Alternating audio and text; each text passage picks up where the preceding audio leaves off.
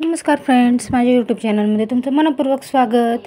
आज मी पुन्हा एकदा तुम्हासाठी छान छोटीशी रेसिपी घेऊन आलेली आहे। त्यासाठी मी घेतलेले आहे थोडेसे लसूण, थोडीशी मिरची। लसूण छान ठेचून घेतलेला आहे आणि मिरच्या कापून घेतलेल्या आहेत। तर चला पुढची प्रोसिजर आपण पाहूया। त्यासाठी घेतली कढई, कढईमध्ये टाकलं थोडंसं तेल। तेल गरम झाल्यानंतर त्यामध्ये टाकले थोडेसे जिरे, म्हणजे 1 चमचा जिरे टाकले। जिरे छान तडतडल्यानंतर आता मी त्यामध्ये टाकणार आहे थोडेसे हिरव्या मिरच्या, जे आपण कट केलेले त्यांनी ठेचलेला लसूण।